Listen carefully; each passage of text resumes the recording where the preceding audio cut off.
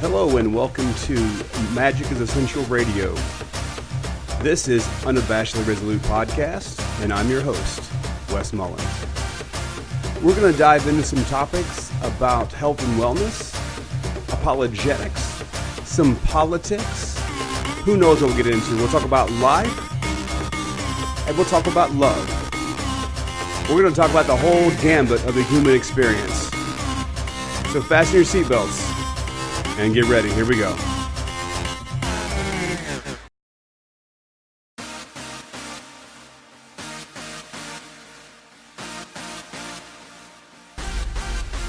Good morning. It is 7:51, and this is a beautiful Thursday morning.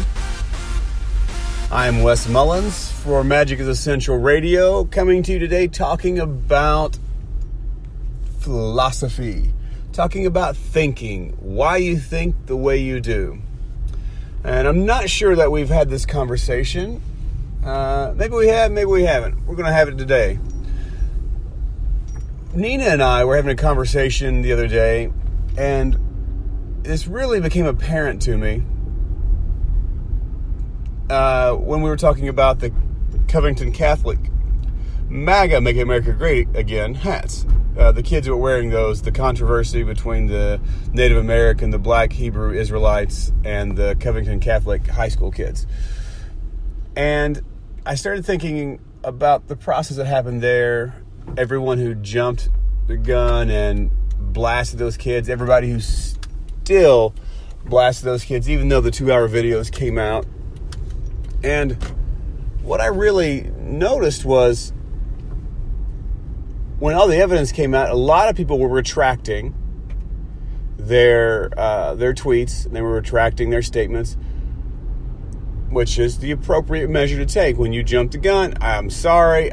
Yeah, I spoke too soon. Some people doubled down and said, I don't care if they actually did it here. They are racist people because they're wearing the hat. They may not be guilty of this, but they're guilty at some point. And I don't take it back because what I'm saying is true. And I began to think, well, how can that even be possible? How can that be possible that that people would double down like that? And then I remember the Kavanaugh case. Now, before you guys think Wes is getting all political, I'm actually not getting political. I'm actually going to do the opposite of political, because Andrew Klavan says that politics is the opposite of thought, because it's demanded you take a side. I'm not taking a side here. I'm simply making a philosophical observation of political happenings. So,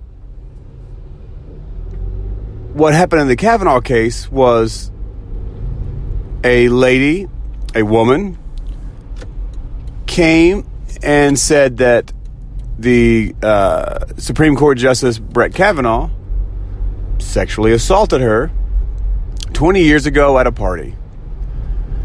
She had no evidence other than her word. They even brought witnesses in who said, I don't remember the party. I don't even know if they knew each other. There seemed to be no corroborating evidence. Yet, she insisted that this happened. She's gone through therapy with it and all this, not disputing that. The thing that's funny is, there was a hashtag that was started called Believe All Women. So any woman who says that she has been sexually assaulted, you have to believe her. What was interesting is this was started by people who have a political leaning to Democrats or liberals, right? But there were a couple of people in the Democrat and liberal politics who were accused of the exact same thing, but those women didn't get the same treatment. There was not the support behind them saying, believe all women. It was, this didn't happen, or it was, they sort of rationalized it away. And what I began to realize was, oh man, we all do this. We all do this. What do? we defend our beliefs. We don't try to prove our reasoning. We defend our beliefs, not our reason. So we use philosophy, guys, to create a certain type of thought, right? So the background of like hashtag believe all women, that hashtag, the presuppositions, the thought behind that, the rationale and reasoning behind that is that men have been oppressive, men have taken advantage of women, and these women have been silenced for most of their life. And I believe that to be true. I believe that there are probably thousands of women over the course of the last millennia, maybe more than thousands. I don't have numbers here. I'm just trying to think. This has happened. This absolutely has happened. No doubt about it. Right? And so the hashtag believe all women comes from this notion that this has happened. And it's a known fact that it's happened. Yet, we still cannot disconnect our proposition of believe all women. So it goes something like this. Societies have been majorly have been patriarchal. So societies have been majorly patriarchal. In patriarchal societies, women have been oppressed. So therefore, men oppress women. Would be like a conclusion you come to. Men oppress women. And so you would say, therefore, again, would a woman accuses a man believe all women because men have oppressed women?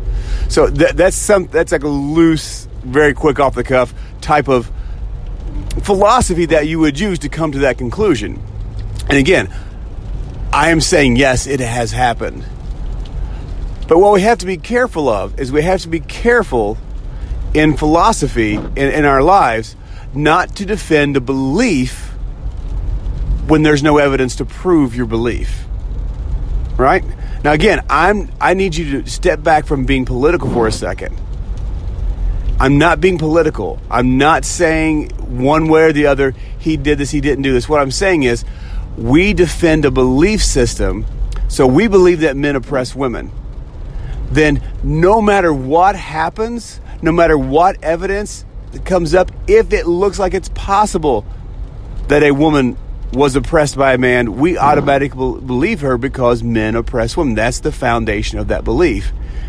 And so you defend your belief that that is the case, whether there's evidence to back up your claim or not, because you're defending your beliefs. You're not defending the logic and reason you use to come up with it. Because the logic and reason you use actually might be flawed. Right? It's like saying there are no absolute truths, and you believe there are no absolute truths. Well, why do you believe that? Because your understanding of the world is there's only physical matter. We are simply atoms and neurons bouncing around. The universe is purposeless and meaningless, and there is no God.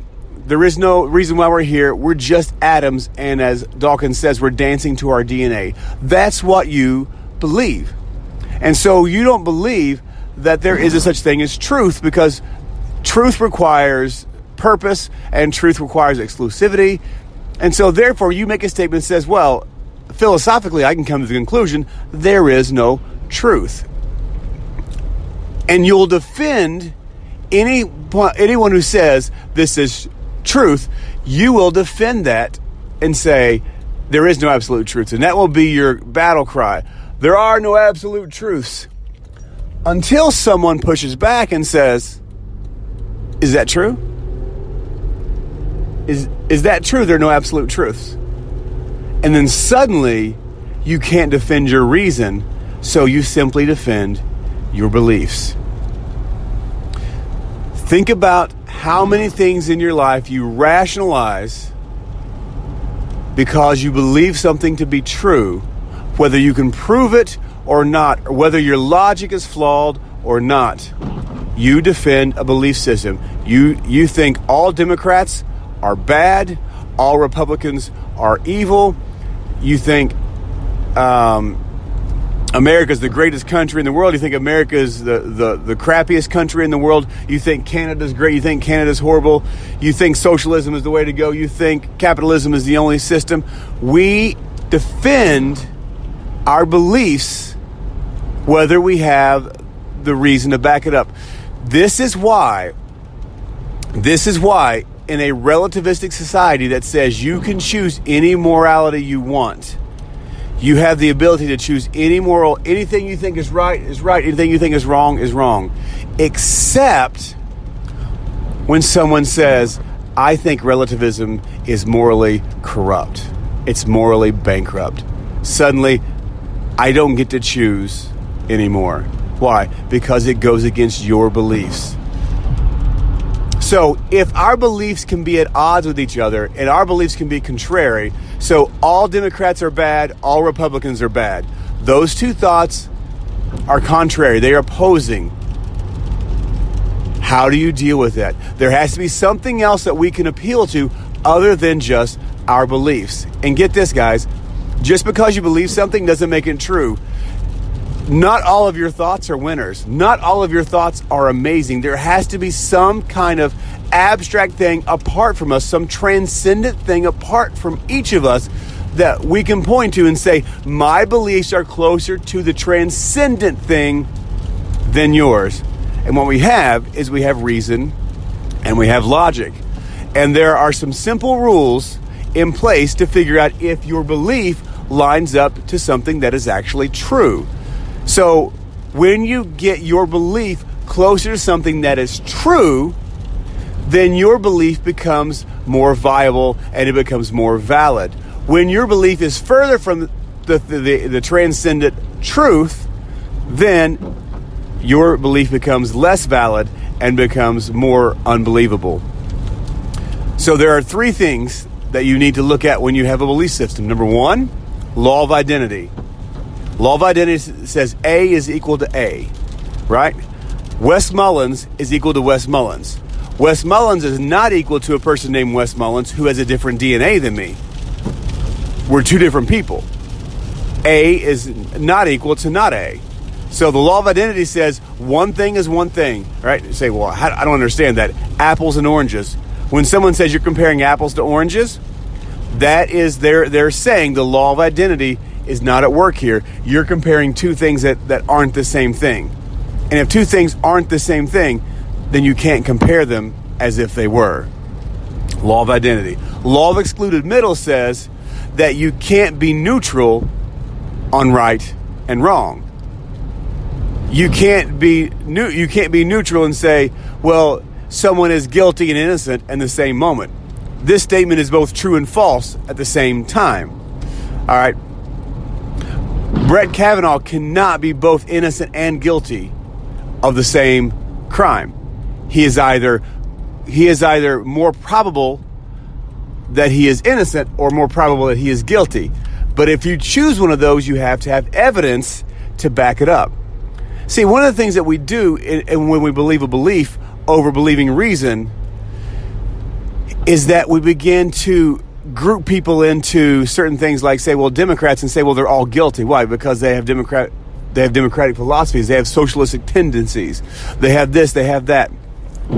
But this person here's a Democrat, but they're not like that. Well, it doesn't matter because at some point, all Democrats do this. Right? If you remember, the Virginia Tech, I think there was a rape and an assault case at Virginia Tech. Rolling Stones runs with this article. It was, talking about how there were, women were unsafe on college campuses. Rolling Stones soon finds out that these kids made up this entire thing. And actually the kids came out and says, well, it doesn't matter that we made it up. They actually, here's the thing. They actually named an assailant and named the person who was a rapist, and they were going to court, and this person was being drugged through the mud, and suddenly he was being sullied as this rapist, right? The kids came out and says, actually, no, we made up the story. we blamed an innocent person. And people were upset with him, and they said, why are you upset with us? It doesn't matter that he didn't do it. It still happens on every day, and so someone needs to pay for this. They're defending a belief system as opposed to defending logic and reason for why they believe something. And when you start doing that, you can start grouping people together and blaming them. Guys, this is how 1939 Germany came about. They said, oh, the Jews all do this, they do this, and they do that. And they began to do identity politics and group people into certain groups and saying, if you're a part of this group, you believe this. Okay? Do you guys know that's called the genetic fallacy? To say someone believes something because of where they were born or how they were raised. It's genetic fallacy. You believe something because of where you are from. Okay? It's like saying, well, people from the Middle East are all Muslim. That's not true. There are Christians, there are Buddhists, there's Hindu, there are all kinds of people over there. The majority of them, yes, are Muslim. That doesn't mean that every one of those countries are those things. That is a genetic fallacy. And so the genetic fallacy is to say that all white people who voted for Trump are racist. You can't say that. You're lumping them in and saying because you associate with this thing, you are this. You have to have proof. Your proof can't be, well, Trump is a racist, therefore that doesn't work. So Trump is a racist. People who voted for Trump, people who love Trump are racist, therefore all people who voted for Trump are racist. You know, something like that. That wasn't a great analogy, but that is a kind of philosophy that you're looking at in that. And so be careful when you're constructing your belief system that it's not based on a logical fallacy. The next thing in Aristotle's laws of logic, the third one is the law of non-contradiction. Your belief cannot contradict itself. Now, what do I mean? If we say that there is no absolute truth. Okay, let's go back to that one. There are no absolute truths. The person who says that believes that there is no God, there is no purpose, there is no meaning, and therefore you actually can't come to truth. We're just neurons and atoms bouncing around. That's the undergirding reductionistic thinking behind that. Now, the only way to know is that statement true is to try to prove it. Well, you can't prove the statement true, because the moment you say it is true, it is absolutely true, there are no absolute truths. Well, you've just stated an absolute truth, which makes your statement false. You have just said there is an absolute truth, there are no absolute truths. That contradicts it. They can't both be true in the same moment. You have to choose. One has to be right, one has to be wrong. You can't choose both of those at the same moment. So if we go back philosophically to the hashtag believe all women, you have to believe all women. You can't only believe liberal women. You have to believe Republican and conservative women and Christian women as well. When they make claims against someone that you like, against your candidate, against your person, they say, this person did this to me, you have to believe them. But you're like, no, all Republicans are bad. This person is only doing this to undermine the Democratic agenda, the Democratic movement. They're lying. But you just said hashtag believe all women, but you don't mean hashtag believe all women. You mean hashtag believe all liberal women. You believe hashtag believe all Democratic women because Republicans are bad. So your logic there it contradicts. And so therefore that statement as is, based on the evidence of how you're applying it, cannot be true. So it is further away from this transcendent right or wrong than someone who says hashtag believe all women and every woman is believed. And so we're not defending our belief structure. We're defending our reason for having it. So when someone challenges your belief structure, they should be able to go back to your reason of why you have this belief structure. They should be able to go back and say, let's see what your presuppositions, what things you believe, and see if we can find evidence to back up what you say you believe. Now, if you say, I believe that all Republicans are bad, but I don't know why, I just do, I just think they are. Fair enough. That's an opinion. you're welcome to have it. But it's when we go onto social media and we blast people and we excoriate them and try to take a pound of flesh from them for something that we believe they did, and the evidence comes out and they actually didn't do it, and we want to defend our beliefs because we believe they didn't do it here, but we know they're guilty over here. That's not how justice works. Justice works, you're guilty or innocent of the crime you're being accused of. It doesn't matter the other things that you've done, you're guilty or innocent of this right here, and you need to be judged according to this. The other thing in your belief structure to check it out for yourself to see if what you believe is correct is you need to go through the laws of our correspondence theory. Number one, is what you believe corresponding with reality, and does it make sense? Okay, so what you believe has to make sense. Stating that says, well, this person is like the Virginia Tech guy who was accused. Well, this person didn't do this in this moment, but we know white males do this on college campuses. Therefore, he's a white male on a college campus. Therefore, he's guilty of everyone else's crimes. Well, that wouldn't play. That wouldn't be coherent, because anyone who has influence or power can judge any type of person, any labeling of person. Isn't that what we're trying to get away from for years? When we look at African Americans and say, well, African Americans have the highest crime rate comes from people of African American descent, and so therefore they commit the most crimes. Well, like, no, that's false. You can't have that. So in this, you can't say a white male. And again, I'm speaking philosophically. I'm not getting political. I'm speaking the philosophy behind the politics. You have to get in there deep behind the politics and find out if you have things in there that are actually clouding your judgment and making and you're making illogical and you're making philosophically false claims, but you're defending them because you want to believe them. And so this Virginia Tech guy bore the sin, if you will, of all rape cases on college campuses. And they're like, well, he may not be guilty, but there are people who are guilty, so he should be held accountable. Okay, flip that around. What about you? When that happens to your son, or happens to your father, or it happens to someone who's close to you, or it happens to someone who's the same party that you are, would you have the same reaction? You know, I did this, I almost got the story published. It was funny. If you try to get a story published and you don't do it quick enough, they won't publish it because the news is already passed. The news cycle goes so quickly that it won't even pass. And so Nina and I had noticed politically when Ted Cruz was running for president and Hillary Clinton, the last election, were running, they did this article about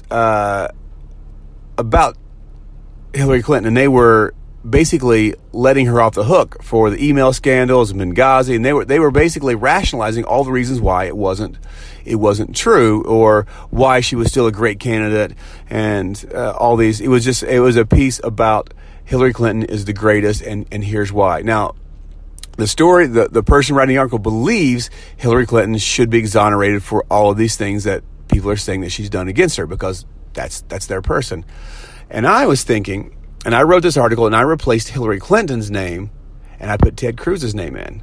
And the thinking was, if someone read this about Ted Cruz and they saw the name Ted Cruz, they have a negative connotation with the word Ted Cruz, the liberals would. I've had friends who said Ted Cruz was, number one, he didn't know the Constitution, and that he was a monster. Let's take those two examples. Ted Cruz is a monster, and I bet he's never even read the Constitution.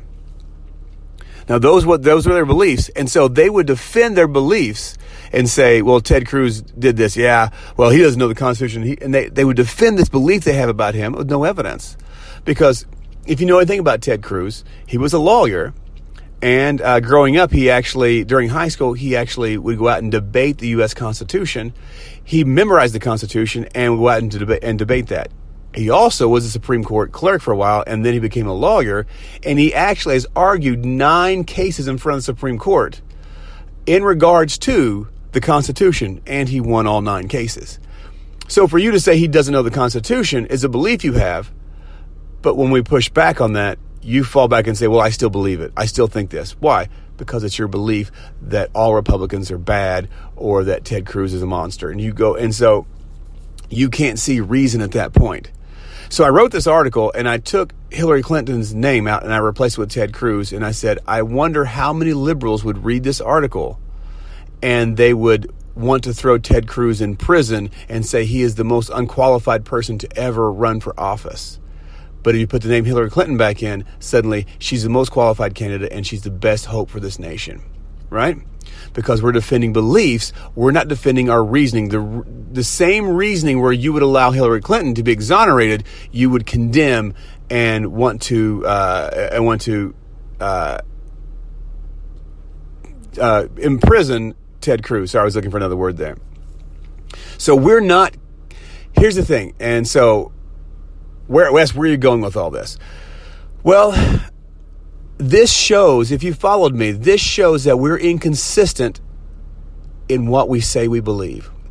We're inconsistent in what we say we believe. And I kept thinking forever, why would we allow ourselves to be so inconsistent? Why would we allow ourselves to be so inconsistent in our lives? I mean, it's apparent. Anyone who knows basic philosophy, anyone who knows common sense will see, well, you're not being consistent with what you say. And then I heard a Gandhi quote where Gandhi was marching against the British. It turned violent, and Gandhi says, no, I don't want to be a part of this anymore. People are losing their lives. I don't want this. And his lieutenant says, Gandhi, you have to continue this because people believe in the cause. You're going to make them lose faith in you. You're going to lose face. And people left their homes and their jobs, and they've left their lives to follow you. You need to continue this. And Gandhi says, I'm not interested in being consistent. I'm a human. I mess up. And when I see that I mess up, I change it because I'm searching for truth. And each and every moment I'm searching after God. I'm searching after the truth of the moment. I'm not searching out to be consistent. Gandhi was going after, he was trying to make sure that his reason equaled into his beliefs, that his reason could be proved in his beliefs. We are consistent in defending our beliefs. And we refuse, even when evidence is presented, we refuse to recant on our beliefs, and we're consistent in our belief system. Do you get that? We are consistent. We are going to say Democrats are evil people no matter what evidence is presented, because we're not interested in evidence. We're interested in being consistent in our beliefs. Why? Because we want certainty in life. We want to be able to have something solid to put our foot on and say, I know Democrats are bad. I know Republicans are bad. I know Christians are this. I know atheists are this. I know Islams are this. We are looking for certainty. The problem is we don't have certainty. We are finite beings with ever-changing moods, and we don't have the capacity to find certainty. Because guess what? You just woke up one day conscious. You can't remember when you became conscious. You can't even remember when you were very small. So one day you just woke up and you had consciousness. How do you think that you can have this absolute certainty in life? Life is not deductive reasoning where I put these clues together and I get an absolute truthful statement. It's not how it is. Life is about abductive reasoning, where we make an inference to the best explanation. Here's all the clues. Let's put these clues together and come up with a theory that makes the most sense, that doesn't violate the laws of logic, that is coherent, and that it corresponds with reality, it makes sense, and that it doesn't violate any logical fallacies. The last thing we're going to talk about here is logical fallacies. Next thing you need to do is you need to run your thinking through the logical fallacies. There's about 10 of them that you can run them through. There's ad hominem, where you attack someone's character. There's a straw man, where you misrepresent someone and attack the misrepresentation. There's a reductio ab absurdum, where you reduce someone's argument down to the silliest measures possible and then attack it. There's affirming the consequent, where you take your beliefs and you make a conclusion based on what you already believe, like saying Wes Mullins is the greatest apologist who ever lived. And someone says, well, how do you know that? And you say, well, Wes Mullins told me. That's affirming the consequent. There's something called like Texas sharpshooter, where you just pull out the evidence that supports your case. There's all kinds of logical fallacies. You can go look these up on the internet, logical fallacies, Google that. And then what you need to do is take your statement that all Republicans are evil or all Democrats are evil, and you need to see, does this violate any of these logical fallacies? Well, it's a straw man because you're misrepresenting this. And someone says, well, why do you think that? And you go, well, Donald Trump, he's ugly, he's orange, his hair's stupid. And you're going, well, what does it have to do with his policy on free trade? Or what does it have to do with his tax cuts? What does it have to do with anything about his political achievements, his North Korean policies? What does him being orange and having bad hair and being ugly, what does it have to do anything with the politics or the policies that he's promoting? It doesn't. It's body shaming, it's image shaming, and it's creating an ad hominem where you're attacking his character or personal traits instead of attacking his arguments, right? And so you also create this caricature, and you say, well, Donald Trump is this, or Elizabeth Warren is this, and you begin to attack these people. You could even say, my boss is this. My boss is this. And somebody said, why do you believe that? Because they're stupid. And you're like, oh, like my boss is a horrible boss. Why? Well, I don't like her hair, or I don't like his face. You go, oh, that's not logical. But you defend the belief that they're horrible, even though you can't produce any statements that have any validity towards something called truth. But we're consistent in that, and we will say, you're stubborn, we say, I will hold to the belief that my boss is this, despite the evidence. And we're consistent in believing our beliefs and defending our beliefs, but we're not consistent in the logic that gets us there, to that belief. And when we're challenged on it, we kick logic to the side and we say, my feelings are more important here. I'm going to defend this because I feel it's true. Well, again, what happens when you and I feel different things are equally true? Well, there's a few outcomes. Number one, we're both wrong. It's a very likely possibility both of us are wrong. Democrats are bad, Republicans are evil. It's a very good possibility you're both wrong. And actually, you are both wrong. It could be that one of us is right and one of us is wrong. That's another good possibility. There is one impossibility, that you're both right. That all Democrats are evil and all Republicans are evil. There's no way that that is true. Some of them can be, some of the time, but not all of them all the time. And so you come into a logical fallacy there. So we need to stop defending our beliefs because they're ours and because we want them to be true. And we need to defend our beliefs when we have evidence and when we can logically back up our statement and say, I'm being logically consistent, and then I can be consistent in defending my beliefs. If your beliefs are not logically consistent and logically valid, then you consistently defending them shows that you're inconsistent in your logic. I would rather be inconsistent in my defending my beliefs. I would rather be changing my defense of my beliefs all the time, as long as I'm grounding it and I'm getting my beliefs logically grounded. I'm consistent in my logic. If I'm consistently getting something that's logically valid, I will change my mind on defending my beliefs and what I say I believe, and say, well, you know what? I believed this yesterday, but I've been shown that that's not true. Because I would rather have my consistency in the logic and the philosophy and philosophic reasoning than I would in saying, I'm a Republican, I'm a conservative, I will defend all conservative things forever and always. That is a very dangerous spot, and that's where most of us are. And the reason why is because it's so hard for us to begin the process of learning how to reason correctly. It's tough. And we don't have time, and we want to be certain. And so we just jump on there and say, I have to be certain about something. And then we cling on to this belief system because we have it. Again, not all of your thoughts, not all of your beliefs are winners. And you have to have the humility to say, I don't know, or I was wrong, and be willing to change your beliefs and defending your beliefs when presented with better evidence.